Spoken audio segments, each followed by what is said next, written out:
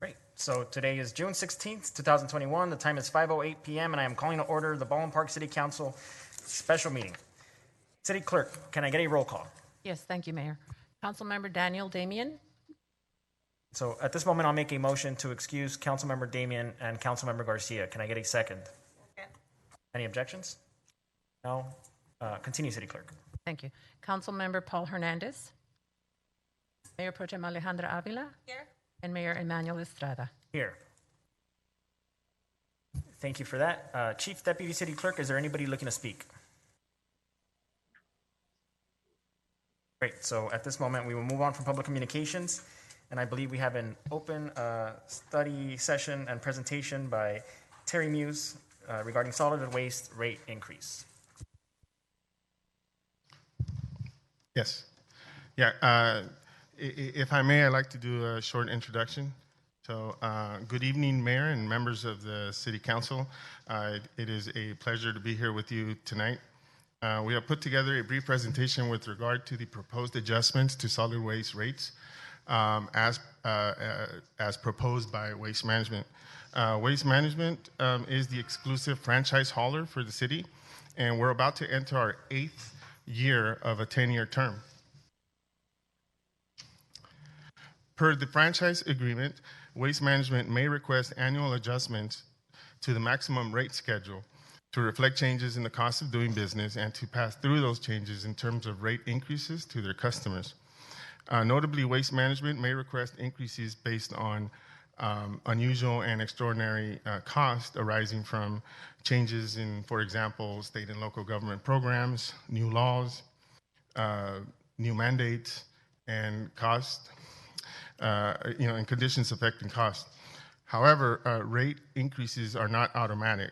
The franchise agreement requires that rate increases receive City Council approval in accordance with Proposition 218, which requires that a public hearing be held to consider public testimony regarding the proposed changes. Incidentally, the public hearing is scheduled for August 4th, 2021. So this item will come back to you for action at that time. This year, in addition to the contractual CPI or COLA increase, Waste Management is requesting increases due to unusual and extraordinary circumstances due to the impacts of AB 1594 and SB 1383. SB 1383, in particular, is considered to be one of the most aggressive pieces of legislation that the state has passed with regard to solid waste recycling in the last 20 years. So with that, I would like to now hand it over to Terry, Public Sector Representative for Waste Management, and her colleague, Kevin Matson, who's joining us via Zoom, to provide a high-level overview of the proposed rates and the implementation of SB 1383 programs. Thank you, Sam. Good evening, Council and staff. Thank you so much for allowing me to spend some time with you this evening reviewing the new state organics recycling law, SB 1383, and how Waste Management can help the city be compliant with this new law, and how the new organics recycling program will affect the rates for service. Next slide, please. So tonight, I'm joined virtually by Kevin Matson. He's our Senior Manager for Organics Project Development for Waste Management.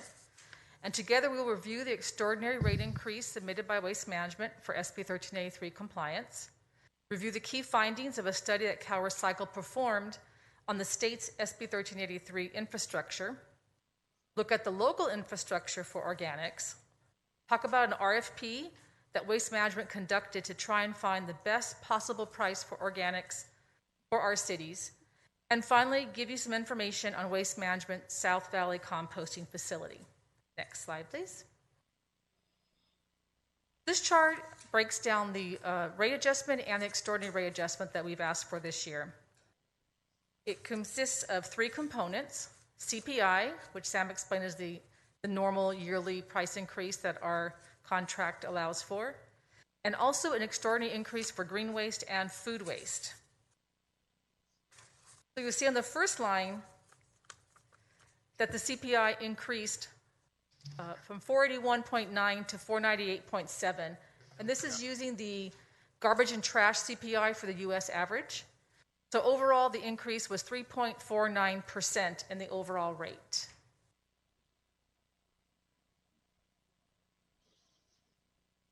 The second component is the extraordinary increase, which will be effective in July, and this is for the change in law regarding what is acceptable for processing of green waste to count as diversion. Currently, the Baldwin Park green waste is still being taken to a landfill and used as alternative daily cover, but the city's not getting credit for this diversion anymore due to AB 1594. This change in law was effective in January of 2019, which fell into the 2020 rate year. Last year, Waste Management proposed an extraordinary increase to take the green waste to a facility which counts for diversion, but the city declined. It seems like a long time ago, but this would have taken effect July of 2020 when we were in the height of COVID. The city decided to delay this implementation and rate increase until this year. So for the past year, the Baldwin Park green waste has not been counted as diversion. The extraordinary rate increase that we're requesting this year, effective July through January, is $2.27 per home. So the Baldwin Park green waste can be taken to a facility acceptable by Cal Recycle for diversion. The third component is the food waste component. As you know, in January 2022, SB 1383 will become effective, requiring residential and commercial food waste to be diverted from the waste stream. To make it easier and more cost-effective for residents, Waste Management is proposing to have residents place their food waste in their green waste cart. This will eliminate the need for a fourth cart on the street and also eliminate the need for a fourth truck on the street every Friday. This second extraordinary increase being requested is to begin taking all food waste and green waste combined together to a facility for composting. The cost to move from just green waste diversion to green waste and food waste diversion is an additional $2.29 per home per month.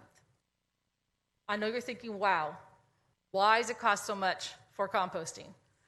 Well, I have Kevin Madsen, our Senior Manager for Organics Project Development for Waste Management, who will go into greater detail on why this state requirement is so costly. Next slide, please. Thank you, Terry, and good evening, council and staff. Can you guys hear me okay? You need to talk a little bit louder. Sure. So can you guys hear me better now? Yes. Great. So before we jump into how we are expanding our organics infrastructure and the existing infrastructure, let's look at recent legislation driving this change.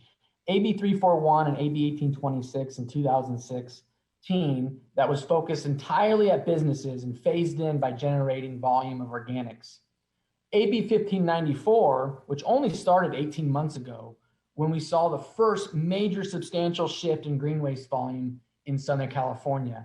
And now what we're talking about starting next year is Senate Bill 1383. Can you go to the next slide, please? I have a presentation of its own just about SB 1383 and the key elements of jurisdictions will be required to adequately resource. That takes about an hour. I won't go into great detail, but I'll give you just a brief overview. It requires providing organic waste collection services to all residents and businesses. It establishes edible food recovery programs based on volume or generator. It's conducting education and outreach to all generators. Jurisdictions will also have to procure certain levels of compost, RNG for transportation fuels, or organic products based on per capita. They also have to plan and secure access for recycling and edible food recovery, which we are proposing today to secure access. And it will require substantial compliance and monitoring and enforcement actions from jurisdictions starting in January 1, 2024.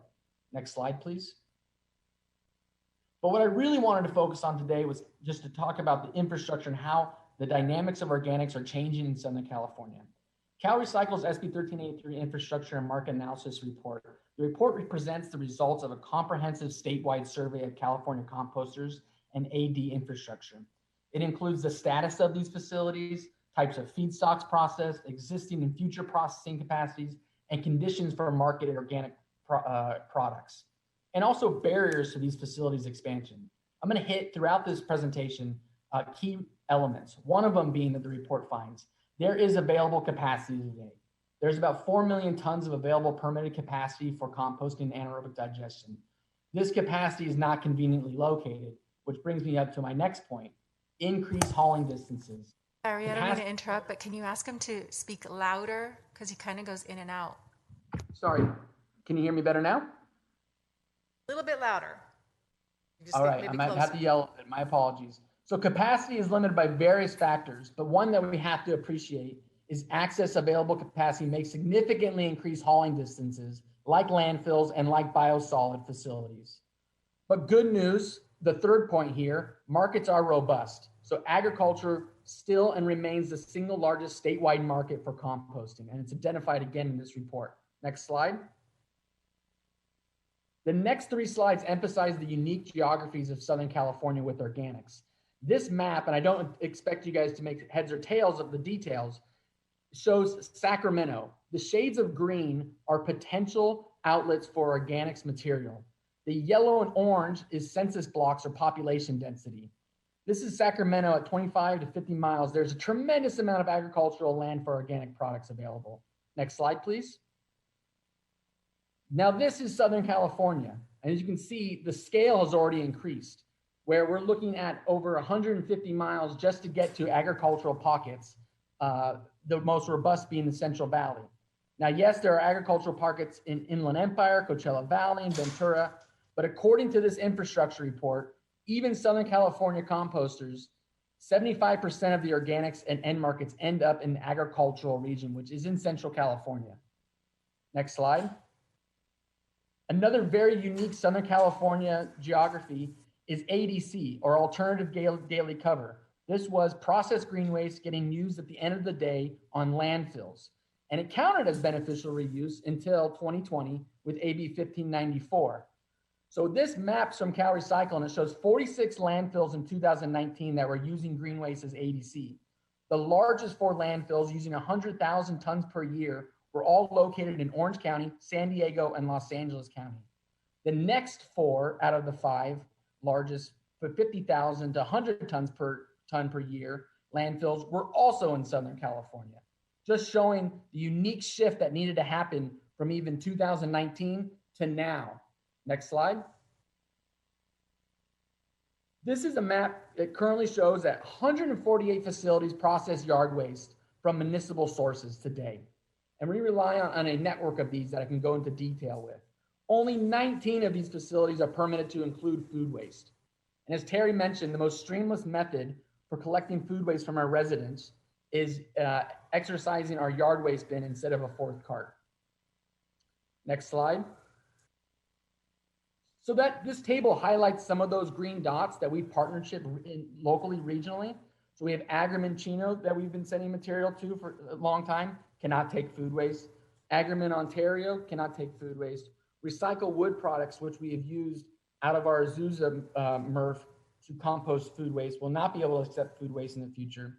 Then also some notable ones that we partnered with in the past being BP John, Organics Ag, which is a land application company, and Organics Depot or Emerald Acres as well.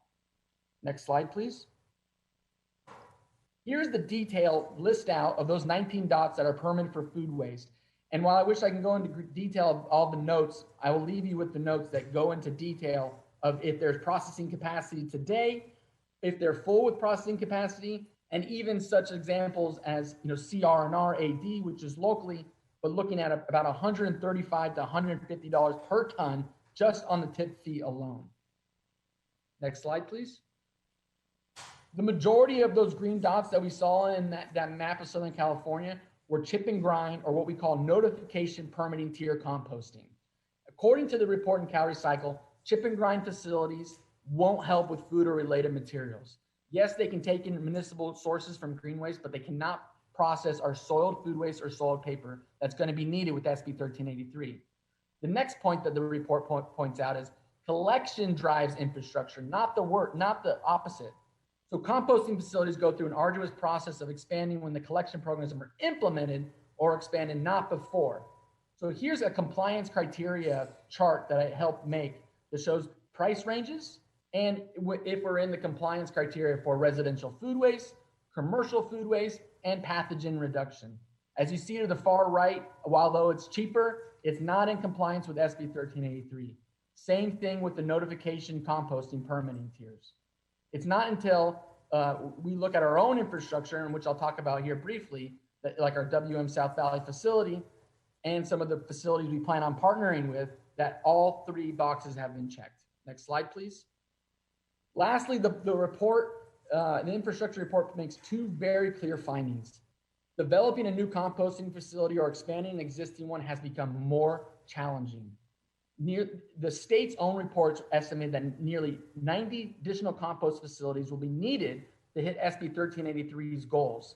And I've highlighted here in red how many are needed in the South Coast Air District, where we are at today.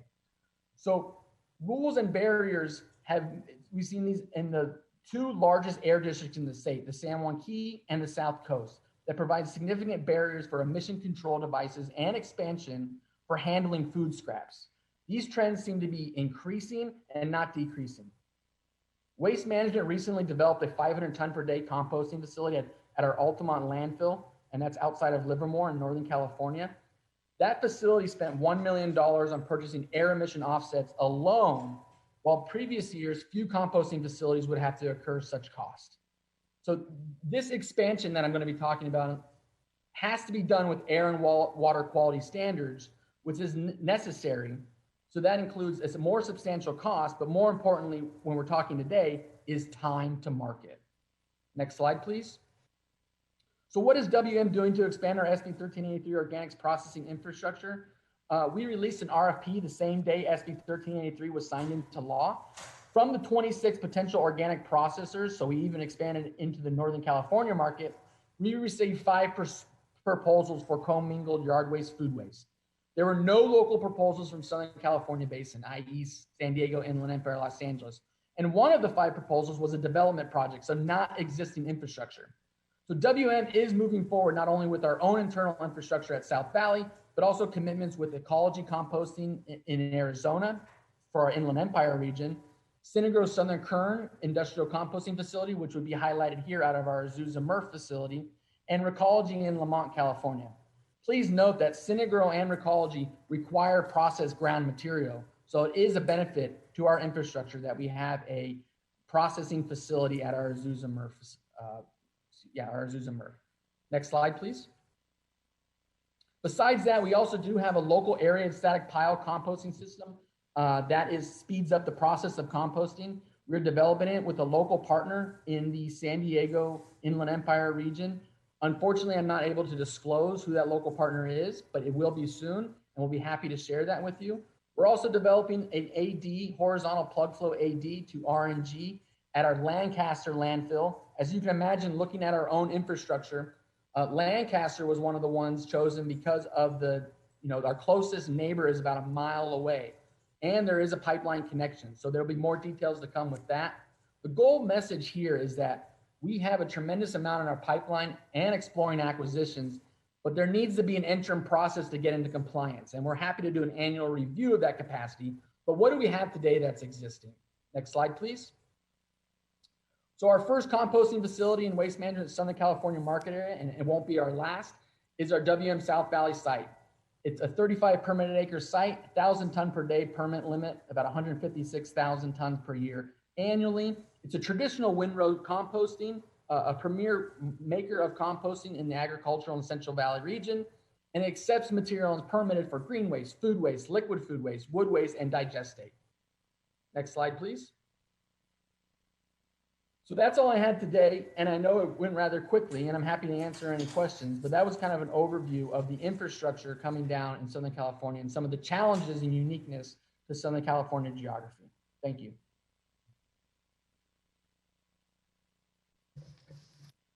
Thank you.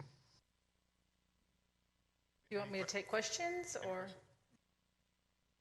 Yeah, if any council members or staff have any questions. Mayor, I guess I'll start, unless you would like to. So thank you for that presentation, Terry. It's a lot of information. And I guess the gist of it is that there are very few sites that will accept the food waste at this point. And so the cost of creating capacity is an issue for waste management and I guess other trash companies. And I mean, that's the gist of what was presented, correct? And I guess our site will be the South Valley site for now, maybe until there's expansion to that plan. Is that the overall message? Yes, that's definitely the overall message. So South Valley is our current answer to help the city become compliant. As Kevin stated, we are looking at developing partnerships in other areas that are closer. What we're proposing is that if by the time January comes along, if by some chance any of these projects have already come online and it is a lower rate, then we would definitely pass that on to the city. So what we're proposing for this rate is going to South Valley, which is in Tulare County and is what is available today for Baldwin Park. So are some of the proposed costs that we are considering, the fees that we're now passing to the residents, do those fees then factor into those costs for expansion? Is that what we're doing here? No, this is just covering transportation and processing. Its first would go to Azusa, the Azusa MRF, then it would be transported to the South Valley facility where it would be made into compost. So that's what the cost is for transportation and processing. So in the future, when there's expansion to facilities, is that another potential cost that will be passed to the residents? So the potential cost would be definitely, in the end result, what that would be per ton. Keep in mind that LA, Southern California market definitely is a more expensive market. So while there's, transportation costs are high to go to Tulare, the actual costs of operation in Southern California are higher. So, there should be a cost offset. We're hoping there will be a lower rate. We won't know until we're totally finished with those facilities, but definitely our goal is to try to find best possible cost for our cities to be able to be compliant with this new law. One of the reasons why I asked these questions is because I wanted to understand, is this like a one-time increase that we're looking at, or are we expecting that this will be an annual increase? So once this increase is made to accommodate for the green waste, food waste processing, then what would be in the future years is the CPI, the cost of living. So I guess you could say it is a one-time fee in order to be able to provide the service, and then after that it will just be whatever the annual cost of living increase is. Yeah, so the CPI is standard for current operations. Right.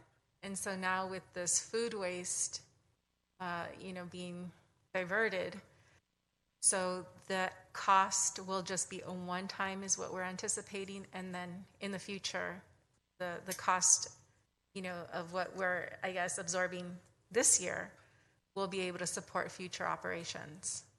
So if I'm understanding you right, are you thinking in terms of one time that this would become effective this year and then would no longer be charged in coming years? Is that?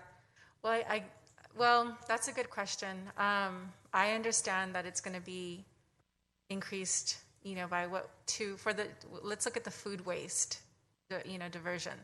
I think I saw it was like $2.27 or something per month. Right. And so what I understand is that will continue moving forward, but I'm trying to understand, will there be additional costs? Right, that will continue moving forward, and the only additional cost would be involved with the CPI. Okay. If I may, Councilmember Garcia, the remaining duration of the franchise agreement is 2 more years, Sam, right? So within the context of this contract, any escalation is contained within the 10 years. What we do beyond that, of course, we would have to come back to council. But we, as a city management side of this, we will do everything we can to mitigate escalations. The troubling part of SB 1383 is that it is as close as anything that comes from Sacramento to a unfunded mandate as it can get. And as you know, by state law, anything that is imposed by the state that is not funded, they should pay for it. But of course, that's just, right? But it's so darn prescriptive. I mean, the fact that we were able to use green waste for ADC up until this year or last year, that's a blessing. Because in LA's case, I'm sorry to bring up LA, because that's my background, we started diverting green waste 20 years ago. So from a cost mitigation point of view, the fact that ADC was utilized as a resource diversion practice, that, from a cost point of view, that was a blessing. No longer allowed, correct? Right, no longer allowed. Okay, yeah, thank you for clarifying that because, yeah, so I guess what we're looking at is the CPI for the next 2 years for the current contract. And then as far as the food waste diversion, it would be this increase of $2.27 Right. per month for the remaining 2 years. That will remain in effect for 2 years. It won't increase more than that. Right. Okay. Just the CPI. And it is 2 increases from July to January, January is the increase to start diverting the green waste to a composting facility. Because right now it's going to a landfill. And then in January is when would be an additional increase to start taking the green waste, food waste together to a composting facility. There's two parts to the extraordinary increase. So there's an additional increase from the 229 in January? So the CPI, the 3.49% is the July 1st increase. Then from July to December 31st would be the increase of $2.27 per home, and that's for the green waste diversion. And then starting January 1st, it'd be additional $2.29 per home per month. So that's a total of $4.56 over the course of the year that it would be in order to have the green waste, food waste program and be compliant. So from this July 1st to December, the increase is 227. And then in January, it'll be 229. So as of January, it's a total of 456. Right. Total. Right, plus the average CPI, which is about between And the 73 CPI. cents and $1.78 by cart size.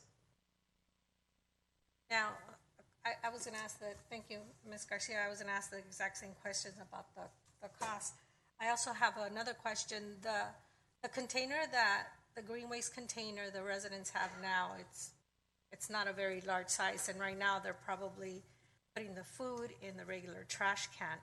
Is that going to be large enough for the residents, or are you going to make that container bigger? So residents can have 2 green waste carts at no additional charge.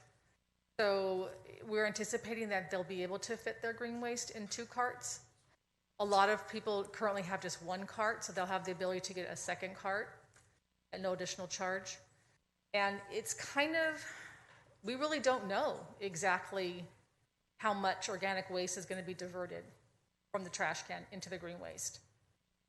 And they will be notified that they can order an extra green container Yes. on their bill or however they get their notifications, or are you sending out extra notifications in addition to So Sam and I have been talking about doing above and beyond in terms of communication to people beyond, a billing stuff or beyond the now. I'm looking at reaching out to local organizations, the churches, schools, adult school, whatever avenue that we can to be able to communicate the increase and also the process that's going to take place, because it's definitely going to be a change of habit, a change of life for people. It's going to be something that none of us are used to doing. So we're going to try and reach out to every possible avenue that we can to try and communicate this information.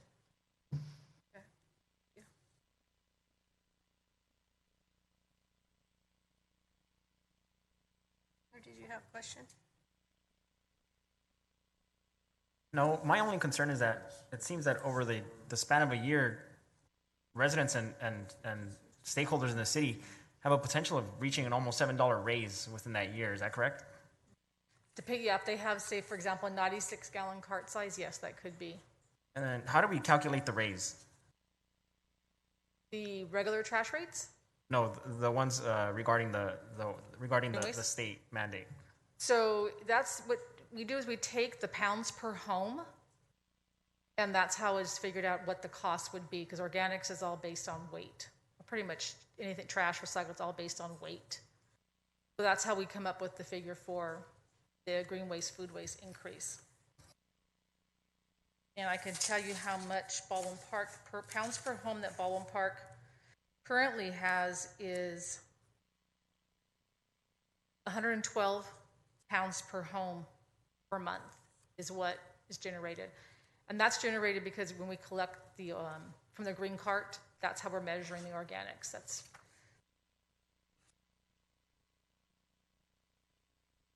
Okay, that was my only question. Are there any more questions from council or staff? Mr. Councilmember Hernandez? Thank you. Thank you very much, Terry and Sam.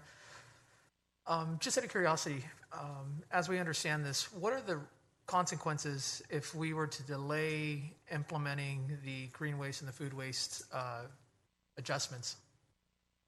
so in this mandate, CalRecycle can fine a city $10,000 a day if they are found to not be making a good faith effort to comply with this law.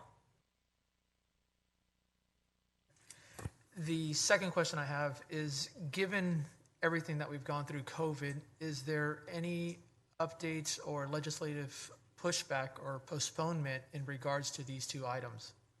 So the COG, I know, has been working on this. League of California Cities has been lobbying Sacramento to try to get some sort of a delay in implementation.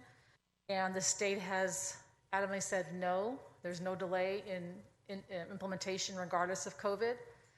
There is a piece of legislation right now that's been introduced that would delay the enforcement or the fines.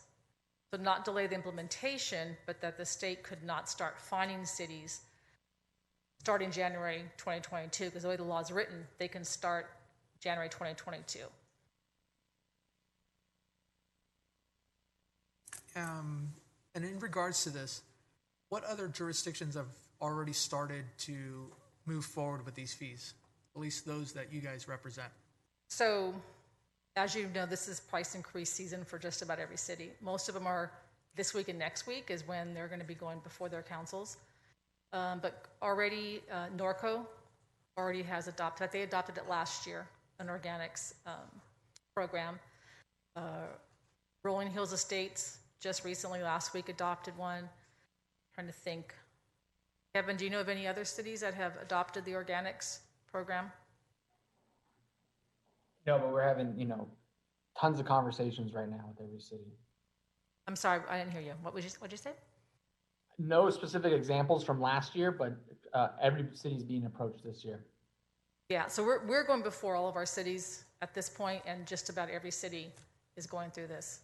Unless some say, for example, San Dimas has a January price increase implementation, so we will go to them at that point.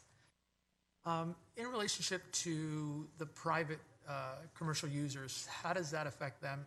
And I mean this in the sense of the apartment building or owners or managers. So this law also affects multifamily properties. So they are required to recycle their green waste, food waste, just like single family homes. Will they also be seeing the same amount? No, so for the commercial side, there is an increase that would be, right now, for example, a multifamily property or a business, because the multifamily and business community, AB 1826 came into effect years ago, and they've already been required to do this. To be honest with you, most businesses and multifamily properties are not doing this. That is why this whole law came into effect, because people weren't voluntarily doing this. That's why they're requiring it now. But for the businesses, it would go from $90.62 for a 64-gallon organic cart to $94.91 a month for an organic recycling cart. So we're proposing carts for businesses and for multifamily properties also because, food waste and green waste is so heavy that having a bin would probably be, just be way too heavy for anybody to pick up or to move. What we have done also is we've surveyed every single property, multifamily and business in Baldwin Park. So we know exactly if they have space for a cart, space for a recycle bin, because a lot of businesses and multifamily still aren't recycling. We also have determined some businesses and some multifamily properties, maybe their gardener's taking the green waste away, or they're taking their recyclables to, say, Allen Company. That's allowed as diversion. So we have identified those properties, and so we're working with the city for them to be able to apply an exemption to them. So that is possible. And when you talk about businesses, are you also including restaurant waste? Yes. It's every single business. Got it. And Sam, maybe you know this, perhaps, are apartment owners or business owners for multifamily homes, are they also, this is an allowable pass-through that they can give to their tenants? I Maybe it's a question don't for know Ben. the answer to, but I am assuming that is the case. Yeah. But I can definitely go and research it and get back to you. Right. I mean, I'm all for this in the sense, but I certainly don't want to be the tip of the spear, right? Considering, if there's legislation that's going to perhaps push this back, slow this down, I understand the value of why we have to do this. My only concern is, close to, $7 or, $2, $5, or $4 and, sorry, I can't do math in public, $4.49 or 46 cents, whatever it is, that individuals are going to have to see, in their bill, and they may not necessarily understand the why, right, as well as you have done. So I would urge you and Sam, but specifically you with Waste Management, to do a very good outreach effort in multiple languages and so forth, as you've already spoken to, that can help echo, what we're going to be saying, given essentially the mandate, as our city manager has said, is unfortunate because there is no funding tied to this. But, if there's a way of offsetting this to some degree for some of our customers, I'd really like to explore what those ideas might be. I don't know what those are, but we have bright staff, and we look to Waste Management for some of those ideas. Not to say that you're not going to be made whole, but it's a matter of how do we take some of the burden off of our residents and our businesses, if possible. I think that one important component of this, the goal, of course, is to divert as much food waste from the landfill. So the thought process from the state is that if we're diverting more food waste and green waste to organics processing, then the trash volume will go down. Now, of course, the way the regular trash rates are set is by cart size. So in theory, if somebody's diverting trash from their trash, food waste from their trash to their green waste bin, they should be able to downsize their cart and therefore reduce their rate. That's going to be a definite message that we're going to be portraying to people to make sure that they understand that if they do this, they can see a cost savings. I agree. The reality is more likely, considering the blocks that I see with folks filled with their black bin. I don't see the vast majority of items that are in the black bin food related, in the sense where it would make sense for a customer, a resident, to downsize because of that. And if we were to say that 50% of the stuff that people are throwing away is, that would fall into the green waste or the food waste, that would make sense. But I think your industry certainly would know that much better, that it's actually a much smaller percentage in reality. So that's why it's a good thing to message to people, but the reality is, I think, unfortunately, people are still going to want to maintain their black bin to throw away everything else that they can't put inside the green waste, which is quite a bit of stuff. Well, hopefully we'll have anybody who has a 96-gallon trash rate right now, trash can, they will not be able to go down to a 35. That's the smallest, that's for sure. But hopefully they can go from a 96 gallon to a 64 gallon, which isn't such a huge jump. And I would challenge everyone, because I've done this myself, to just for a week, even for a day, to take any food waste, that would be scraps, that would be any food soiled, napkins, paper towels, any of that, to set that aside and not put that in your trash and see how much food waste you are generating. It's really amazing how much food we waste, which is a second part of this law, is to get edible food into people that have food insecurity, which is another admirable part of this law, I think. But to see, just for your own experiment, to see how much you divert, and I think you'd be very surprised how much food waste that we all put in our trash can. No, I would agree. I actually, If I may, just one last oh, thing. sorry. Thank you. Just one item of potential way of reducing as a pilot program, right? I mean this as a pilot program. Perhaps there's a collaborative effort in which we can provide certain homes, not necessarily apartments, but homeowners, with a compost waste bin, where that allows them to put their personal green waste in there, instead of then be able to opt out of this version of putting everything into the green bin. Because again, now what's happening is, if we're thinking about the ecosystem, we now have residents putting in their own banana peels, food waste, into their compost bin. In less than 3 to 4 weeks, they'll actually have compost, which they can then use onto their yards and so forth, their flowers and everything else. And I know some folks in our residents that already do that. So if there's a way of looking at that type of pilot program, that would help offset those individuals from that program, because then that means there's a way of either paying for it, the $5, or for them going this other route. And at the end of the day, that actually is probably much better for the environment, because we're not talking about transportation, emissions, all that other good stuff. So Definitely. something for us to really consider, if that's a way of homeowners to opt out of this type of program, by them again certifying that they do this, they have this, and if they're not doing it, then obviously there's ways of opting them back in. Great idea. Definitely we can include that. Thank you. I have a question. Yeah. Terry, you said that if we don't follow this, there would be a fine.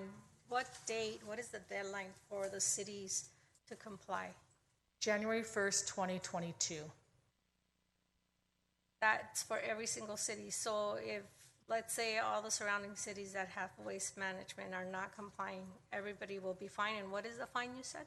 It's $10,000 a day, and it is based on CalRecycle's determination if the city is not making a good faith effort, which is up to their interpretation. Enrique might know a little bit more about how they would interpret this. There is, like I said, there is legislation right now that cities are putting forth to try and delay that enforcement process, but not the implementation, just the enforcement, so that give them some more time to be able to get this process off the ground and be able to get residents, complying. They also define it as getting on a correction action path and having substantial circumstances that to be able to be cited to avoid those fines. So good faith, that terminology is not used in this legislation. It was in the past, but it's substantial effort now. So you have to still adopt ordinances and codes and other programs within this program before they will fine you. They want to put you on a correction action plan first, but we're going to wait and see what that actually really looks like. Yeah, there's a whole process that they have before they get to the fining process. Kind of like how code enforcement has the progressive action, that's what they have in CalRecycle also. So we still have time then to get this process going and do more research and look at the numbers closely, because looking at all the numbers all together from a period from July to December, starting January 1, residents are going to start paying $6.34 more total with all those increases, including the API. That's a lot of money. It may not be a lot of money to some people, but that's a big increase in a 6-month span. So I think we need to look at the numbers closely and hold off in starting that rate increase in July, because let's look at more numbers. Let's see what the state comes up with. I know it's something we're going to have to eventually do. And I like some of the ideas Councilmember Hernandez has on giving resident the option of them taking care of it on their own. But let's do more research to see how long we can prolong this rate increase and see what the state comes up with. Or a lot of money. So I want to I point out understand. that the first increase is for green waste diversion, which is one that was supposed to have been done last year. The second one's the food waste. And I just want to point out that, as you know, Kevin pointed out, there's not much capacity for food waste in the state. So all of our cities who passed this price increase be effective in January, they're guaranteed that we have space in our facility for them. If they wait, we can't guarantee we're going to have space at our facility at that rate. We'll have to be shopping around for others, which may or may not be cheaper than what our South Valley facility is. So I just want to make sure I point that out. So if we wait to the last minute, you're saying there might not be room for our city to take the waste there, and the increase will be higher. It could be. It depends on other facilities. You can imagine there's a lot of scrambling from cities trying to find a home for their food waste. So like Kevin said, we did an RFP to try to see if we can find other food waste processors that would help us, that we could contract with. Didn't get response because most of them already are at capacity or have very little capacity. That's just interesting that the state mandates this, but yet they didn't look into making sure that there was going to be a facility to be able to provide the service and for our residents. So I agree, 100%.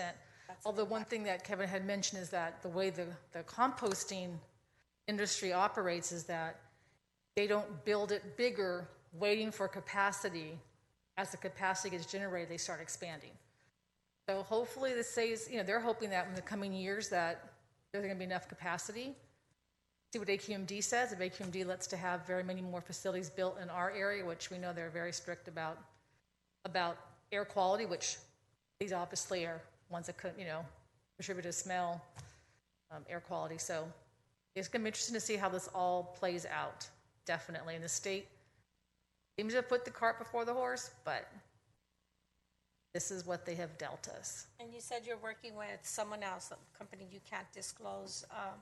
So once you have an update with that, if that's possible, are you going to give us an update? Because you said the rate may decrease. Right. We get closer. Okay. Definitely, we'll keep you posted. And like I said, what we propose for the rate increase is what we know would cost today to go to the South Valley facility. So what we're guaranteeing is that if the rate was to increase to South Valley, because we don't know what's going to happen with transportation, we all know fuel's been increasing, we would honor the price that we had quoted for this price increase. It would not go up. If it goes down or we find a place that's closer before January, then we will definitely lower the rate to accommodate that adjustment. Mayor, I have some additional questions. Yes. So Terry, I'm glad you mentioned that because that was one of my questions, which I guess I should ask now as a good segue. So when you came up with these very specific numbers, these fees that will be passed on to the residents, I assume that it was based on the cost, the additional cost to waste management on this service. Like you said, the transportation and delivery, finding the site. Okay. So my question is, of the cost that was calculated, the additional cost to provide this service to the city of Baldwin Park, is 100% of that cost being passed on to the residents, or is Waste Management sharing any of that cost? And I think I heard you say that if, there's fluctuations in the gas and that, those would be absorbed because a fee would be honored. Right? But at this point in time, my question is there a shared cost, or is it all being, calculated and passed on to the residents or constituents, stakeholders in Baldwin Park? So what is calculated is what it costs today. Like I said, if things change, if fuel goes up, we're going to absorb that cost. If labor goes up, we're going to absorb that cost because we're going to honor the rate that we have proposed to you Okay. now.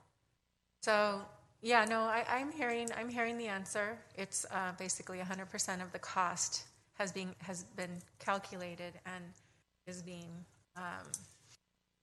passed to our stakeholders, businesses, residents, and so that answers my question. My second question is, what cities in the San Gabriel Valley does Waste Management serve? Arcadia, Diamond Bar, Okay. Laverne, San Dimas, and Baldwin Park. So Arcadia, Diamond Bar, Laverne, San Dimas, and Baldwin Park. Okay. Oh, I forgot to mention that Arcadia last night passed the price increase for organics. I guess because I was there till after 10 o'clock, so I'm still kind of delirious. But yeah, they are our first city in San Gabriel Valley that passed the price increase. Okay. And so they passed the price increase for the green and food waste? Yes. Okay. And so as far as the South Valley site where we're going to transport, this waste to, is Waste Management the sole trash contractor that goes there, or is it like other trash haulers that use that site? I'm just trying to understand the capacity because of the January 1st timeframe. So Kevin could probably answer that better than I.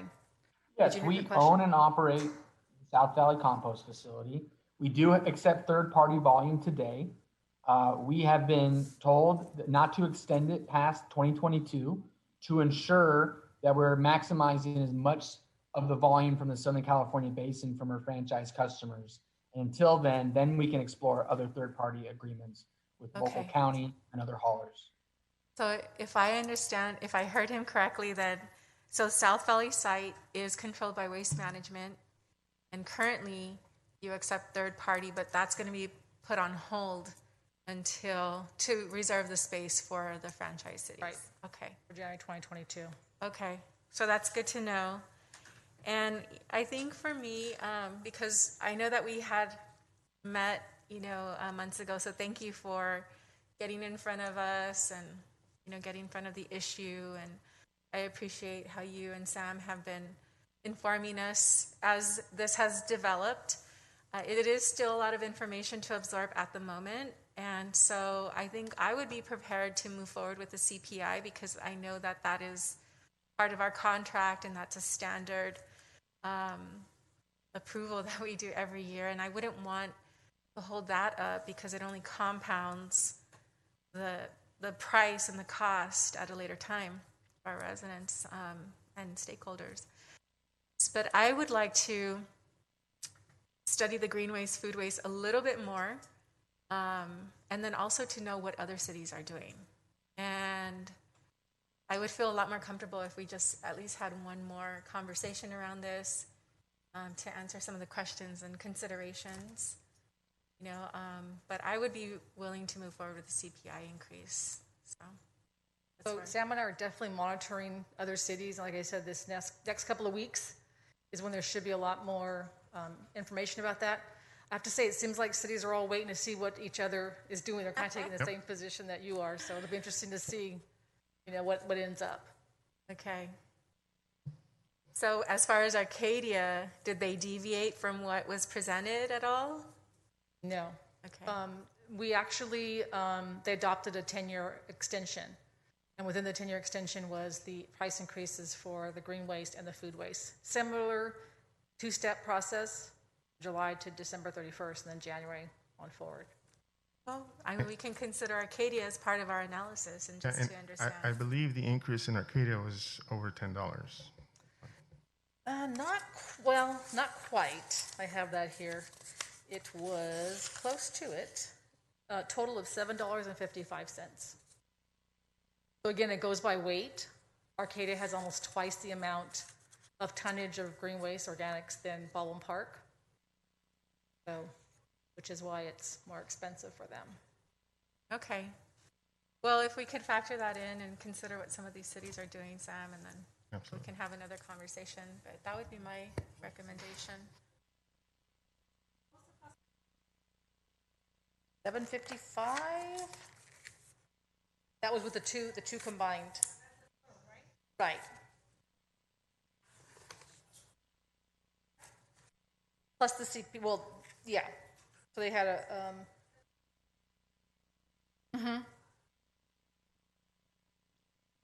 So my only concern, my biggest concern is the amount of money, right? So $6.34, and and the lowest is $5.29.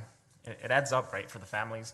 So $5 is $5, as Mayor Pro Tem mentioned, right? And so the biggest concern is that we're passing down 100% of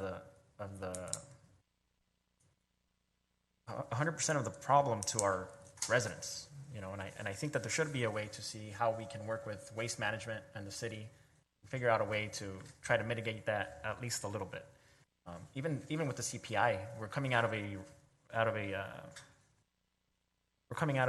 pandemic, and even on a good year, I don't think the average resident gets a 3.5% raise in their, you know. So I think we have to look at all of it, see how we can work together, the city, waste management, and our residents, to try to figure something out so that we can all meet in the middle. And I would want Rose and Enrique to keep an eye out on ARP guidelines and see how those change over the course of the year, and if potentially we can even hopefully work on a rebate for our customers.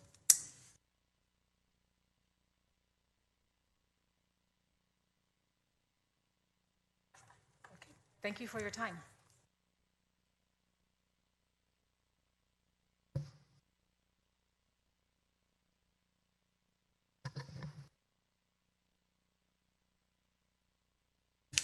Thank you for that, Mrs. Muse. And I believe at this point we are ready to recess to closed session.